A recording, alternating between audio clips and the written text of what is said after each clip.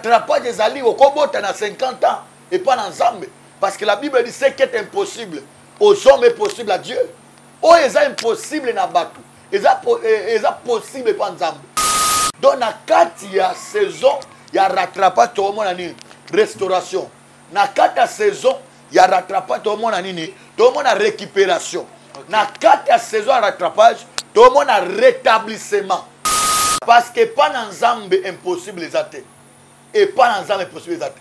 La Bible dit qu'avant qu'on vivre dans la débauche. Autre temps, tout le monde a débauche ces années. Ils allaient ensemble ya buzoba. Kolinga banbasi, kolangwa masanga, kosopa mbongo na nzela, tout ça ils a débauche.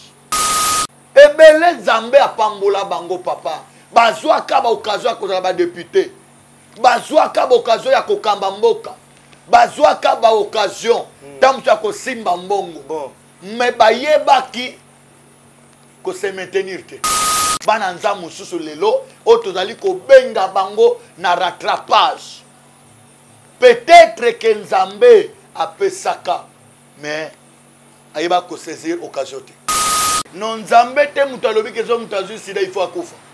Wana selo batu. Without further ado, let's start this broadcast in your channel, and here we are talking about Richard Nimi Channel TV. Once again, I'm going to say hello to everybody that you are watching us in this right moment. Merci à tous ceux qui sont en train de nous suivre en ce moment à votre chaîne Prophète Richard Nimi TV. Je suis très content de vous savoir nombreux. Est-ce que vous êtes là? Oui, je sais que vous êtes là. Donc, papa, maman, bobengana, bovanda, déjà parce que makambwango bolukaka yango yebandi. Donc, awa, parole pure, parole fraîche. Donc, nakozala ngamogote nakacha plateau oyo kaka ndenge bozomona. Je serai avec moi sur ce plateau. Namo sali nanzambe. Le prophète Richard Nimi TV, autrement la machine de l'éternel. Alors, bonjour Nganga Nzambe. Oui, bonjour messieurs journalistes. Bien habillé, Boyenini Kaka. La grâce de Dieu. Merci. C'est que Bateau Bazola t'a bien été grâce et zate. Ngolunde Saliboué. Ngolunde Salingana Zalaboué. Je dois reconnaître la grâce. J'aime dire à chaque fois que si je suis ce que je suis, c'est par la grâce de Dieu. Okay. Naza o naza nangolo anzambe, ngolo elokota ke sukolaka. Naloba bongo pona ko s'inventer, mais juste pour encourager ceux qui n'ont pas la grâce à recueillir la grâce. Okay. Hein? De la grâce et ça la ramutu. Grâce et sukolaka. Grâce ne salina zalaboué. Tobanina l'émission c'était juste bonjour. Merci. Naiki ke maloba vraiment isa ibele ya koloba.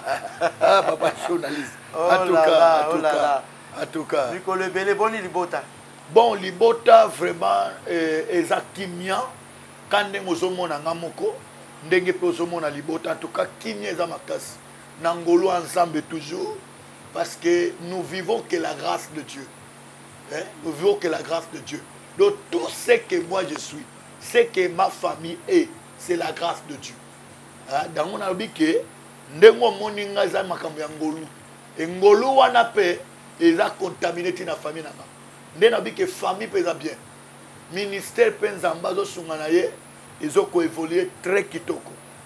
Bino nyonso bozolanda biso vraiment eza problème ya ngolu, donc tika ete ngolu oyo eza likolo ya prophète Richard Nimi eza la paix contaminé et pas na bino ekote la paix bino na bandako na bino hein papa ngolu wana eza la likolo na yo poza la bien na mama cha asela ka yo zuwa te non zuwa ekozanga te po balobi bino ba prophète bozala ka ba star non moi na nzambe nous la star hein le mot star est un mot anglais qui veut dire étoile. Okay. Oh tout enfant de Dieu a étoile. Hein? Étoile. Donc, tant déjà, star, oui, naza star, parce que naza enfant de Dieu, naza étoile. Alors, ndenge naza star, bana naza star, moi c'est naza star. Donc, pour dire que, utolo balika mazoua, zoua, na mambo etali ya bokonza nzambe mos na sala zuwa te mais soki zuwa pe ezangi wana seki amour ezate po zuwa ute pa na yemo nzambe bokonzi na biso il est jaloux alinga te baboto la biso ou bien to appartenir na mutu mususu nde omoni ke place oyo bolingo eza fo zuwa pe ezala o eza bien placé tolobeli wana te parce que wana nayebi ke eza domaine na yo soki nake kosimba kote kuna tokozanga comment kolobela sujet ya lelo. Avec vous aujourd'hui nous allons devoir parler sur la saison des rattrapages. Alors pourquoi la saison des rattrapages? Bon, merci papa journaliste. J'aime toujours que Eyamona s'est développé ou bien à Fumwama. Donc comme on appelle la prière. Voilà. Et nabi keza na bana nzambe belé o baza fidèle na kata chaîne oyo. Baza aux États-Unis, bana Canada, Océanie, Mexique, surtout ma fille au Canada, ma fille Foura. Que le bon Dieu te bénisse. Je salue toute la famille dans l'ensemble, même mes petits-fils. Je bénis tous les membres de JSA. JSA qui veut dire Groupe Intercession pour les salut des âmes. Bandeko Bazakuna, papa Rémi Bazali, papa Nanga Jambumbu Bazali, ba Oyo, ba Bunda Kanabiso, la carte intercession. Et notre évangéliste, papa David, Azakuna na carte JSA, prophète Richard, on a un groupe de Konyoso, on encadre, c'est une manière, c'est une façon, Nzambe appelle ça, pour encadrer les salto bana mususu ya Nzambe obali bana mboka na pesi binombote. Que le bon Dieu vous bénisse, que la grâce de notre Seigneur Jésus-Christ soit votre partage. Nous voulons vraiment commencer par la prière comme nous l'avons déjà dit, parce que la prière est à la base de toutes choses. La Bible dit faites toutes sortes de prières en esprit et en vérité. Prions. Adonai, Dieu Tout-Puissant, Père éternel, une fois de plus, nous te rendons grâce, Seigneur, pour cette occasion et pour cette opportunité que tu nous as accordé de nous tenir devant ces plateaux et d'entrer dans la maison de tes enfants, dans la maison, dans les maisons de tous tes fidèles, de tous les croyants de Jésus-Christ dans le monde entier, dans leurs voitures, dans leurs bureaux, Seigneur. Laisse que ces moments soit un moment de bénédiction, d'impactation et de faveur. Dans le nom de Jésus-Christ, j'ai ainsi prié. Amen. Amen. Alors, avec vous, nous parlons sur la saison des rattrapages. C'est comme j'étais en train de poser la question. Pour nani rattrapage, c'est parce que Batumsu Bazana Kati a retard. Bon, je n'ai évité Temango, vraiment, si vous pouvez nous en dire plus. Ah, merci papa. D'abord, Nzambe ye moko azoloba na biso na makomi na ye alobi même la nature ne vous enseigne pas. Saison il y a rattrapage d'abord, tant que rattrapage ils allaient verbe rattraper ou bien se rattraper. Ils ont rattrapé na se rattraper. Hein? Se rattraper wana d'abord premièrement tant que zo kingolo akotanga baitid. Ya otanga baitid na classe. Ezalaki na moment moko tango salbe examen bo silisi alors moi na oyo à 8 ans sous peut-être examen wana sur 20 points examen wana ils ont perdu 20%. Moi na à 8 ans sous avant que moi na zo un examen wana fallait zo tam sous à partir de 10 til colo sur 20. So moi na tam sous abimi na 8 sur 20 ou bien 6 sur 20. Mais Azam ou aleki na classe.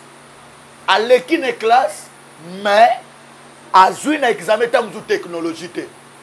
Fallait voir sur 20 abanata na 10 sur 20 ou bien 11 sur 20 ou bien 15 sur 20. Mais il faut coïncider aleki classe mais na examen wana moi na ye ko échouer na examen wana. Lokola échouer na examen wana et senga basani aleka na rattrapage.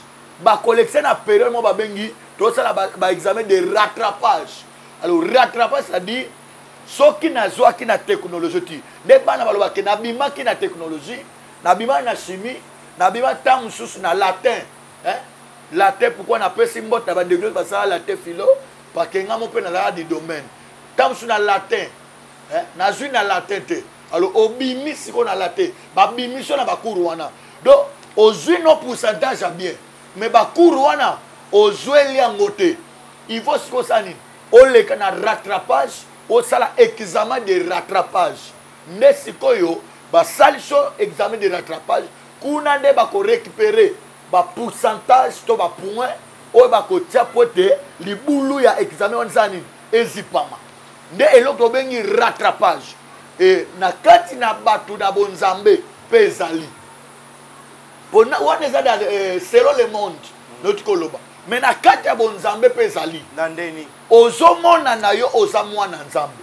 ozotambola no bien mais tant mosusu ozalaki na baobjectif moko mibale misato 5 moko esimbi me mosusu esimbi te tant mosusu nde nakotaki na 2024 oyo ya na baprojet na ngai nazalaki nango oyo nakotaki nango na 2024 mais tant mosusu baprojet wana to baobjectif wana si peut-être 3 objectifs ou bien 4 objectifs moko kaka eye koresir moko kaka eye koresir sikoyo nakende kana silisa année sans que mosusu wana esimba te parce que eza projet wana bakenda korésoudre on a 2024 so lelo tokomi presque vers la fin de l'année mais moto oyo abetaki loyembo alobaki nga nakobala ou bien nakobala na 2024 mais arrivé kabali te siko tokomi déjà vers la fin ya mbula siko mutu wana azala desi amona kaka on dirait vraiment na échoué déjà ou bien il y a aussi un moyen il y a kosala ke mutu wana sa nini a se rattraper pour être oyo ajoua ki nango esa nini ayeba ko récupérer yango. Je pense que vous comprenez. Bon, en tout cas, dans un besoin que ba onyo so bazolanda biso ba comprendre thème oyo tozali kolobela sur la saison de rattrapage. Alors, je voudrais poser une question rapidement pour savoir donc yo en tant que prophète Richard Nimi tant ozali kolobela saison ya rattrapage donc ozali kotali sabatu que quelque part makambo oyo yo kokisi le lote okokisango lobi. Oui. C'est-à-dire c'est encore possible. Hein? C'est encore pour un terme qu'on a utilisé. C'est encore possible. Alors, saison, il y a rattrapage. Et la saison, il y a bateau va désespérer déjà. La saison, bateau va moni qui est mal sauté. Il y a saison, bateau va moni qui nazana muto a quoi aider à sauter. Donc, na souki déjà. Tant que ça, moi, si moi, quoi, bana kotel la mobile. Hein? Son mobile a boyé. Tant que ça, bana kotel la musala.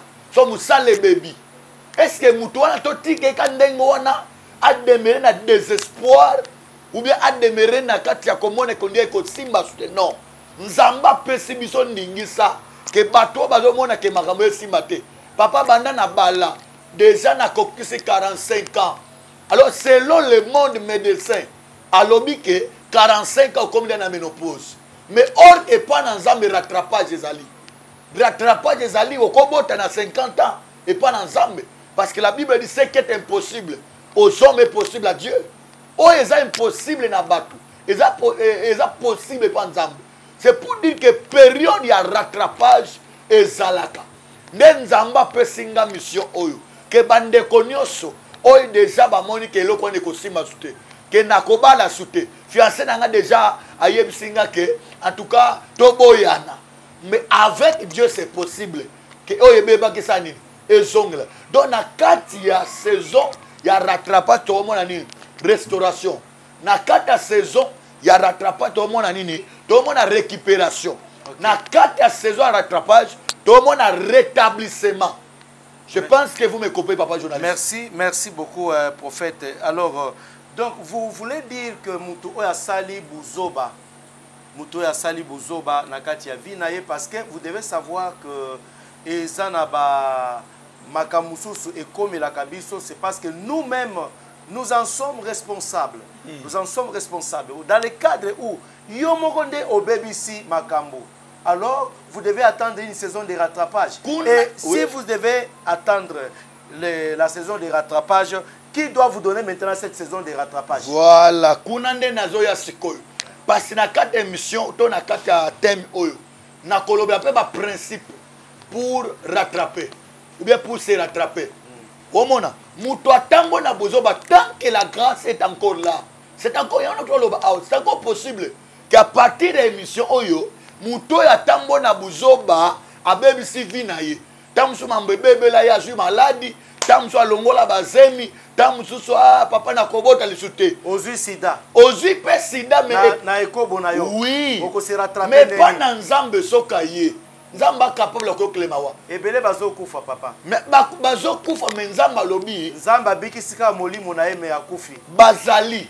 Parce que moi to jige Nzambe zate. Nzamba na ka limiter pété. Donc monique muto asali buzoba na vie, mambo bebeliye. Mais tant oiseau ya on a na posta que toke en compagnie à maman par rapport à la question wana. Hein? Tozo par exemple tokotanga tamusu na mukanda ya Luc chapitre 15. Tozo exemple oyo pona kotana ke mutu asali babuzo banaye mais si on reconnaît c'est possible peut à se rattraper dans la vie. Tokotanga na Luc chapitre 15 tokoko bana kotanga à partir ya 11e verset. Il y a 11e verset, 19e verset. Totangi na kombo na Sumasia. Amen. Très rapide. Il dit encore, un homme avait deux fils. Le plus jeune dit à son père, mon père, donne-moi la part des biens qui doit me revenir. Et le père leur partagea son bien. Peu de jours après, le plus jeune fils, ayant tout ramassé, partit pour un pays éloigné, où il dissipa son bien en vivant dans la débauche. Vous me comprenez, papa journaliste?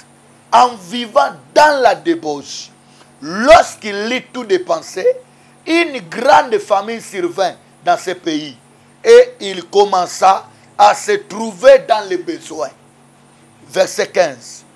Il alla se mettre au service d'un des habitants du pays qu'il envoyait dans ses champs garder les pourceaux. 16. Il aurait bien voulu se rassasier de carouches que mangeaient les pourceaux, mais personne ne lui en donna. 17. Étant rentré en lui-même, il se dit, combien de mercenaires chez mon père ont du pain en abondance, et moi, ici, je meurs de faim. 18. Je me lèverai, j'irai vers mon père, et je lui dirai, mon père, j'ai péché contre le ciel et contre toi. Je ne suis plus digne d'être appelé ton fils. Traite-moi comme l'un de tes mercenaires. Et il s'éleva et alla vers son père. Comme il était encore loin, son père le vit et fit émis de compassion. Il courut, se jeta à son cou et le pesa. So kitina c'est parce que TV zangonga tobe ko 6 minutes sa TV. Tout à fait. Je pense que awa papa journaliste ezali solo bandeko bayebi, ezali solo obana nsamba olanda biso bayebi. Eza histoire ya l'enfant prodigue. L'enfant prodigue azaki mwana malamu. Avanda ke papa na ndeko na ye. Alors la Bible dit ceci, un jour papa azaki na bana mibali ya mibali. Papa oyo na bana ne mibali mibali azaki nango. Moko ya leka sanini. Asengi par. Pourquoi? Parce que banoyo bazaki ba héritier. Bazaki ba héritier ya héritage ya papa na bango. C'est pas mauvais. Bazaki ba héritier ya héritage, mais or que héritage ba kabola kango avant la mort d'une personne. Mais c'est comme moi noyo asengi héritage na ye avant même la mort de son père. Asanini pesanga part ya biloko na ngai.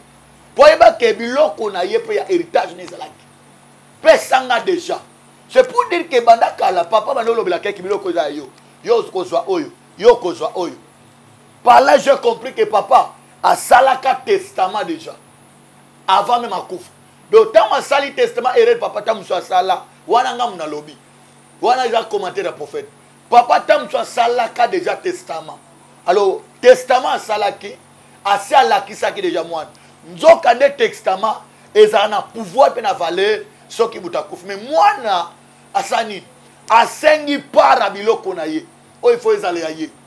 Mais la Bible dit que tango azwi déjà nyonso akamati yango akei na mboka musika nde place mutunu otuninga papa ebele nzambe apambola bango bakenda musika ebele nzambe apese kitoko akenda musika nzambe azika wa déjà na savo siko rattrapage landanga nazo azika mais c'est possible grâce à nzambe sukolaka akoma su mundele certes oh non grâce à nzambe possible ozonga sabota mutu grâce à nzambe possible ozonga sabota mutu sikoyo accueilli musika et Bible déterminait bien que il commença à vivre dans la débauche.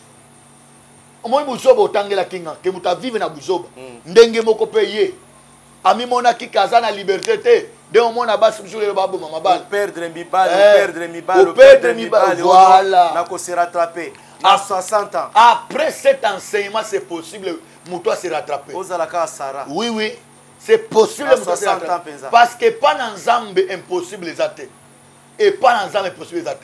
La Bible dit qu'abandi ko vivre na débauche. All que tant tout le monde a débauche ces années. Ils allaient ensemble ya buzoba.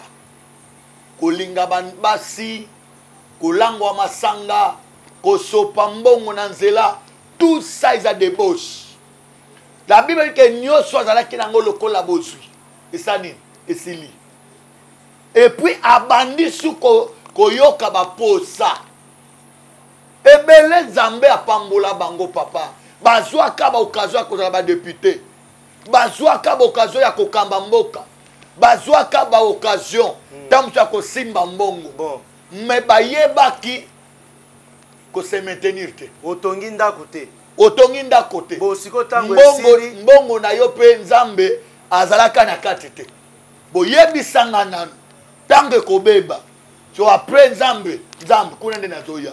Mwana abebisu nyonso abandi koyoka babesoin ti mwana mukonzi ake komikotisa na musala papa e musala yango eza nini chose grave muyuda aliaka ngulu te muyuda abokolaka ngulu te mais ye etant que juif ake lisusu komikotisa na musala ya kosala nini ya kokengela bangulu mpe koliesa bangulu po taluka mwaye biloko bangulu baolia ye pasani ngulu d'abord balobi ke un animal impur ngulu batikala jamais kotanga ye na ba nazoloba selo coutume juif selo coutume juif ngulu bango eza loi na bango pande toza boye nga pe na ndako na na balwa na koloba madame kolabela ngolo te eza pe mabe eza ngo mabe te menga be na kati ya bible ngulu ya mabe te ngulu ya mabe te mais selo bango na coutume na bango na bokoko na bango balwa ki bakoli ngulu te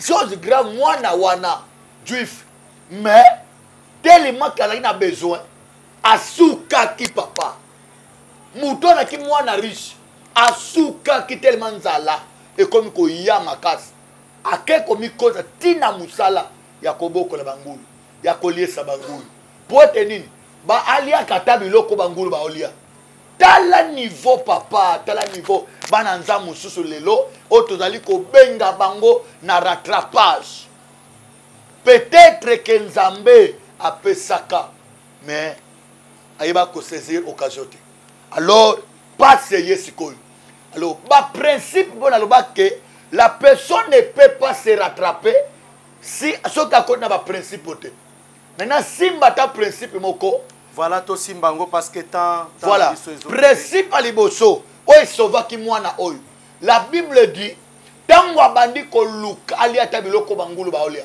mais mutu moko tapesaki yango na momo alia biloko bangulu baolia kolo bangulu papa biloko nanga eza bangulu nangai eza yote quantité eza bien précise certainement nazata musu na 50 ngulu siko na yebi ke ngulu moko alia kasani siko yo ingokota na place nini nde moni mutu bibelo bibieke mutu moko te apesaki ye yango alors eloko nini esala ke mwana wa se rattraper papa pour ça qui m'a quand même question na répondre par rapport à question na yo asala ki mabe asala ki buzoba mais sikoyo eloko nini ebikisaki ye pour se rattraper parce que dans la rattrapage il y a le salut il y a la délivrance il y a la solution. Alors, la Bible dit, étant rentré en lui-même. Vous comprenez? Étant rentré en lui-même. C'est-à-dire à sa prise de conscience. Hein? Bible dit, étant rentré, dans verset 17, étant rentré en lui-même.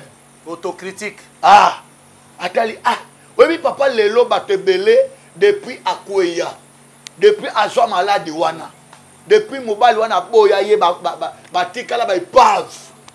Or que au lieu atikala épave, c'est possible mutu wana se rattraper. Pe amoni subola ensemble. Et ba yana ba te belé ba simba ba mbomba monter belé, batikala ba épave tina mon côté de la vie. Mais c'est possible, on se rattraper. Hein? Alors, pour être assez attrapé, Moutouana Zobenga a la prise de conscience. Parce que, Moutso conscience c'est athée. Yaya, conscience, il y a un tinda kata Moutouana Moupakan. Assemble en été. Mais conscience, Wana Zamba Chamona Moutounyos. En tout cas, merci beaucoup, homme de Dieu. Je pense que tous autres cheminés déjà vers la fin de cette émission. Quand nous allons kolobela sur le rattrapage, naningaki na insister sur eloko moko parce que na mona penza batu ebele oyo basala ba bêtise basala ba buzoba mutu abimaka libanda asala ka ba relation sexuelle non protégée et au finish mutu wana azui maladie ya sida.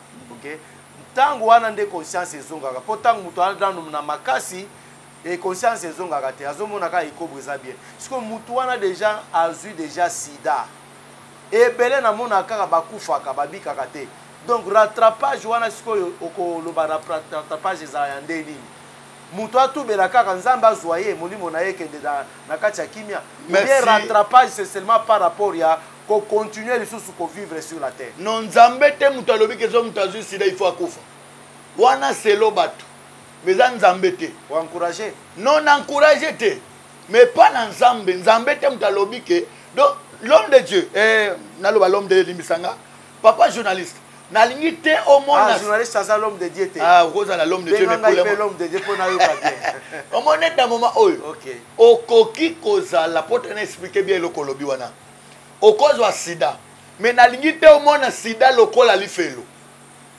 parce que lifelo la fin de toutes choses. Au monde, kuna moyen, ça autrement ils attendent. Mais sida papa et bikaka et puis deuxièmement, Nzambe aza incapable te. Si on a bisanga que so mutazu sida, tika koloba bongo zo encourager batu nyo. Nalina loba boy parce que ngai na benga kanza. Zo encourager batu bana sida na minute. Non, ngai na ngai sa bango ke. Penza wana messager na biso ay kolobela biso. Non, la nana bisayo. Nalina la kisabango ke nzamba a limité te. Pour ça, sida c'est pour dire qu'on dit limiter Nzambe dans le domaine mon bon. Limiter Nzambe mais conséquence à Bouzoba quelque part tant que vous kolobela sur les rattrapages et homme de Dieu montrez-nous aussi conséquence à Bouzoba parce que muto azali na kati ya Bouzoba avant de na kati ya Bouzoba il fait des shit na kati ya Bouzoba muto wana rattrapage siko ya koya ko sala mais kasi muto mususu azui malade moi so ya bengana ka mibali ya boya ka mibali landanga papa akoya ko se rattraper landanga mutu mususu azui sida azalaki na nzambe te il était ignorant ayebaki ne parole de Dieu te mais mususu pe donc je voulais te parler que nous sommes au temps de la grâce c'est possible que mutu so nzambe alimbisi ye na kata ko limbisa wanzo ka reconnaître ma belle aye donc comprends-moi je suis en train de faire l'œuvre d'un évangéliste hein. C'est-à-dire, Nzamba pardonné, il est aussi capable d'abikisa na malade. C'est pas dire Nzamba que à cause est limité. Il peut arriver, ça c'était le domaine de Dieu. Selon lui, Nzambe, et dépendre na Nzambe. Que ce qu'a limbisi, na koube koyo kelema wana bikisi. Parce que je connais même un homme de Dieu. Mutumoga azakina sida, on a kotanga kombote. Un homme de Dieu, mais abika na sila wana azalaka pede oba sanzanzot mibali na mibali mais tant bateye évangile papa azala na sida mto apele sila wana mundele po ya azali même na kisi ya usani ya kolinga mindele moi j'ai besoin que au monde te que sida est la fin de toutes choses que Nzambe asuki kaka wana soki mutu azwi sida donc nzambe mayela nzambe suki wana non. En tout cas, nous chitons déjà parce que le timing qui nous a été donné est déjà terminé. Mais brièvement, dans 2 minutes, est-ce que ça a une conséquence?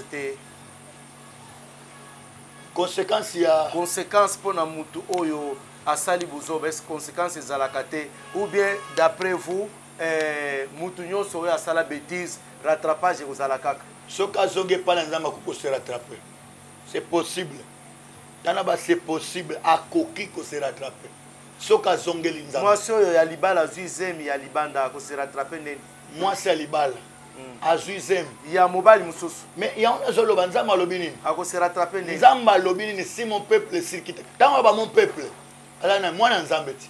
Mais prophète, n'oubliez pas que tant qu'on a zolobela mwasi ya libala azwi zemi ya libanda rattrapage wana kosala liboso na nzambe par rapport à mobali na ya kose rattrape ndeni? Ngai l'homme de Dieu nali na yebiso boye nali na yebiso boye libala ekoko kufa libala ekoko kufa mais pardon ekoko zali pa nzambe. Pourquoi naloba bongo landanga nebisa yo mutu a commettre bêtise a commettre buzoba na momo toza boye ata obomi mutu ata otangisi makila mais soki oye pa na nzambe donc nana yebisa mwana nzambe ke ya na péché volontaire et péché involontaire parce que péché involontaire ezalaka pardonnable mais Bible lobi que péché volontaire eza plus que la divination. Voilà. Parce que mutu osala lisumu anko et puis c'est-à-dire nde naza bona na mwasi nanga mais na quel luka mwasi libanda et que mwasi wana apesi ngama wana péché apesi sida oye pe ko kabola epa mwasi na yo kasi yango na ba ke wana lisumu yanko mais nazo na kata émission oyo na ina benda conscience abatu ya na bato musu ba kueya na kati ya pasi inconsciemment parce que mutu wana déjà ala désespéré tokolo même Sarah dans la Bible.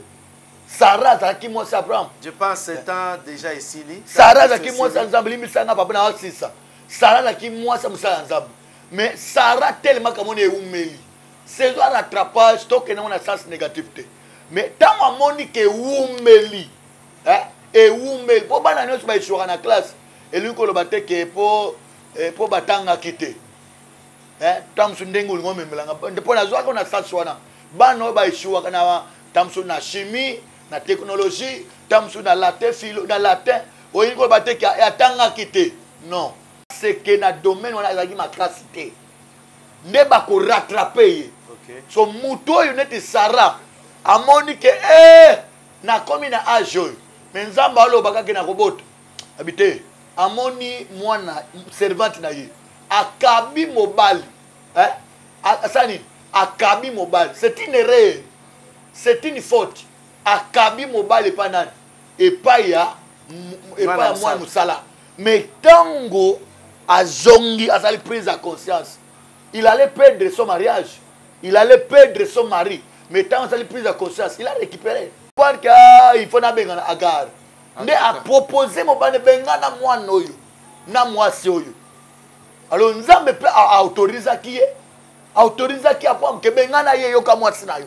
En tout cas, vu la quintessence de ce sujet, je pense qu'on ne va pas terminer. On ne va pas terminer, donc on me fait déjà signe de l'autre côté. Donc, timing, Bapé Samaki, Bisso et Sili déjà. Okay. Je pense que nous reviendrons encore. Merci, papa. Dans ce sujet.